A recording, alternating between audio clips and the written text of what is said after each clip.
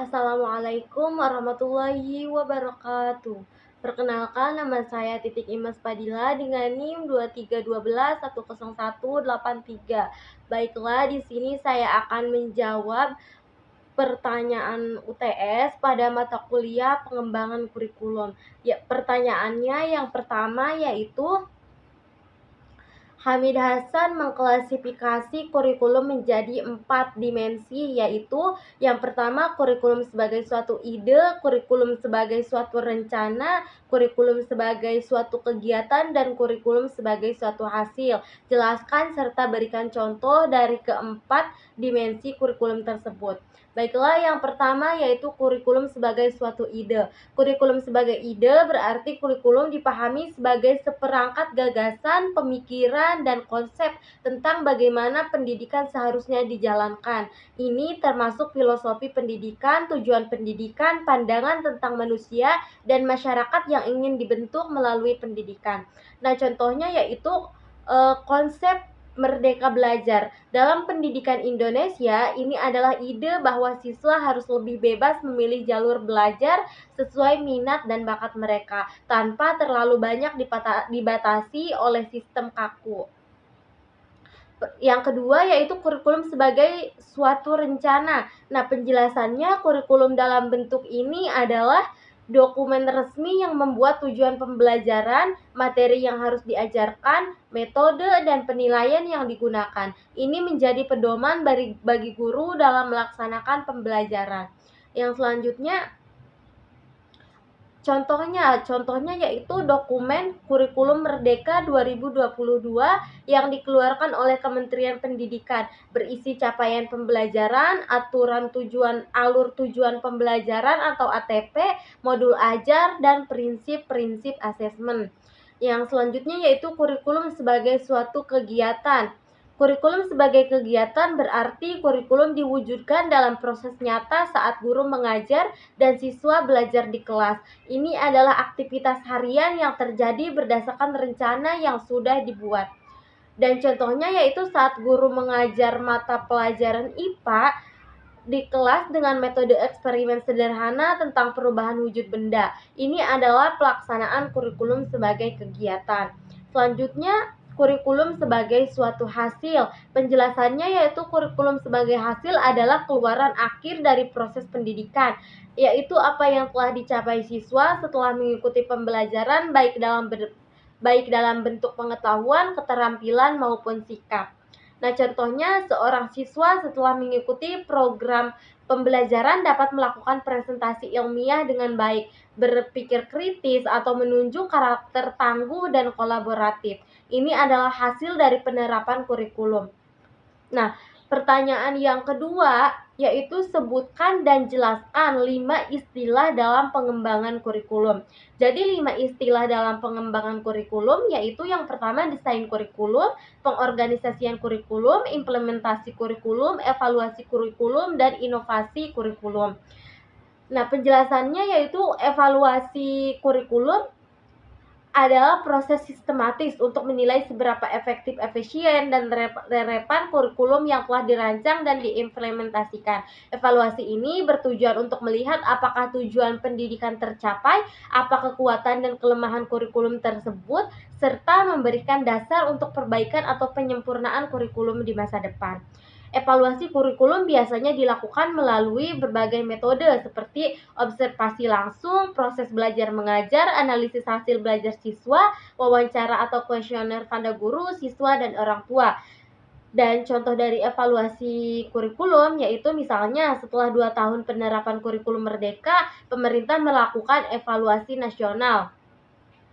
Tim evaluasi mengumpulkan data dari guru dan siswa melalui survei dan wawancara. Hasil evaluasi menunjukkan bahwa sebagian besar guru merasa terbantu dengan fleksibel kurikulum, namun banyak siswa yang kebingungan dengan banyaknya pilihan proyek. Berdasarkan temuan ini, pemerintah melakukan penyempurnaan dengan memberikan panduan proyek yang lebih rinci kepada sekolah. Pertanyaan yang ketiga yaitu apa yang dimaksud asas sosiologi dalam pengembangan kurikulum dan berikan contoh dari asas sosiologi itu. Jadi asas sosiologi dalam pengembangan kurikulum, yaitu berarti bahwa kurikulum harus disusun berdasarkan kebutuhan, perkembangan, dan tantangan yang ada di masyarakat. Pendidikan harus mampu menyiapkan peserta didik untuk hidup, berkontribusi, dan menyelesaikan diri dengan kehidupan sosialnya. Dengan kata lain, kurikulum harus relevan dengan realitas sosial, budaya, ekonomi, dan perkembangan zaman. Jadi, kurikulum tidak hanya mengajarkan ilmu pengetahuan, tetapi juga membentuk sikap, keterampilan, dan nilai sosial yang sesuai dengan masyarakat tempat siswa akan hidup. Dan contoh tentang asas sosiologis yaitu contohnya misalnya dalam masyarakat. Jadi dalam masyarakat saat ini keterampilan digital seperti penggunaan komputer, internet, dan literasi digital menjadi kebutuhan mendesak. Maka di sekolah-sekolah mulai memasukkan mata pelajaran seperti informatika atau literasi digital.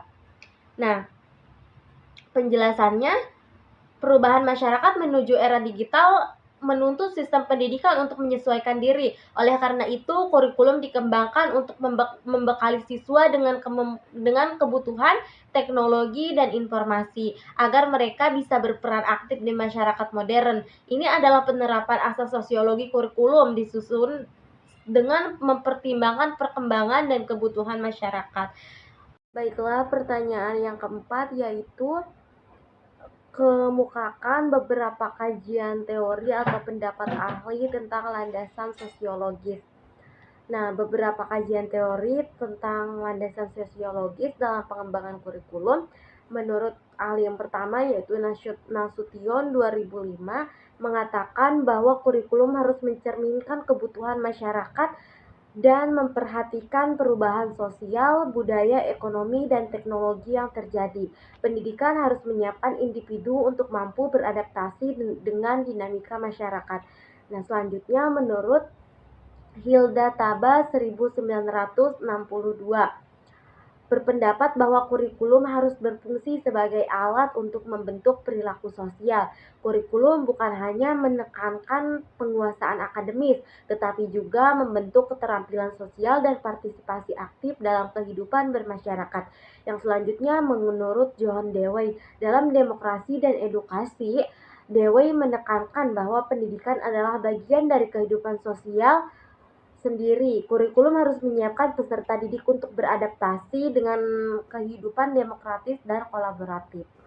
Nah, menurut pendapat saya tentang landasan sosiologis dalam kurikulum, landasan sosiologis adalah salah satu aspek yang sangat penting dalam pengembangan kurikulum.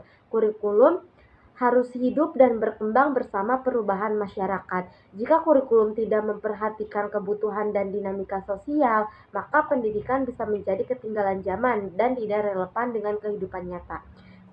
Kurikulum yang berlandaskan sosiologis akan membentuk peserta didik yang tidak hanya pintar secara akademis, tetapi juga peka terhadap masalah sosial, mampu bekerja sama, beradaptasi, dan menjadi agen perubahan positif di masyarakatnya.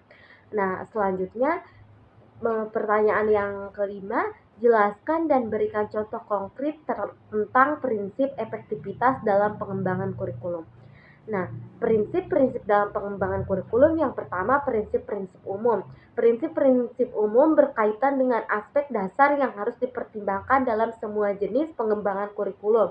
Beberapa prinsip umum yaitu relevansi. Kurikulum harus sesuai dengan kebutuhan peserta didik dan tuntutan masyarakat. Terus juga ada fleksibilitas. Kurikulum harus luwes, bisa menyesuaikan diri dengan berbagai kondisi dan kebutuhan. Yang selanjutnya kontinuitas. Kurikulum harus berkelanjutan dari satu tingkat ke tingkat berikutnya. Selanjutnya praktis. Kurikulum harus dapat diimplementasikan secara nyata, tidak secara idealis. Yang selanjutnya efektivitas. Kurikulum harus mampu mencapai tujuan pendidikan secara maksimal. Nah, yang selanjutnya ada prinsip-prinsip khusus. Prinsip-prinsip khusus lebih fokus pada aspek teknis penyusunan dan pelaksanaan kurikulum. Beberapa prinsip khusus yaitu yang pertama prinsip berorientasi pada tujuan pendidikan nasional. yaitu kurikulum harus mengacu pada tujuan pendidikan nasional, prinsip berorientasi pada perkembangan peserta didik, memperhatikan tahap-tahap perkembangan kognitif, afektif, dan psikomotorik peserta didik. Yang selanjutnya, prinsip keseimbangan antara teori dan praktik, antara ilmu pengetahuan dan nilai moral. Yang selanjutnya, prinsip integritas, mengintegritaskan berbagai bidang ilmu dan nilai dalam pembelajaran. Yang selanjutnya, penjelasan dan contoh konkret tentang prinsip efektivitas dan pengembangan kurikulum. Nah, jadi penjelasannya itu prinsip efektivitas berarti bahwa kurikulum yang dikembangkan harus mampu mencapai tujuan pendidikan dengan cara yang seefisien dan seoptimal mungkin. Kurikulum harus membantu peserta didik menguasai kompetensi yang diinginkan dalam waktu, sumber daya, dan usaha yang wajar. Dengan kata lain, tidak hanya sekedar banyak materi, tetapi benar-benar berfokus pada hasil belajar yang bermakna. Contoh konkretnya, dalam kurikulum Merdeka, pembelajaran diarahkan untuk berfokus pada proyek penguatan profil pelajar Pancasila. Daripada siswa menghafalkan teori tentang gotong royong, siswa diajak melakukan proyek nyata di lingkungan sekolah seperti membuat taman bersama-sama. Dan contoh efektivitasnya yaitu waktu pembelajaran digunakan untuk aktivitas bersama. Tujuan pendidikan seperti gotong royong, kolaborasi, tanggung jawab sosial dicapai lebih nyata. Sumber belajar lebih intelektual dan relevan. Mungkin hanya itu jawaban dari saya, kurang dan lebihnya mohon maaf. Wassalamualaikum warahmatullahi wabarakatuh.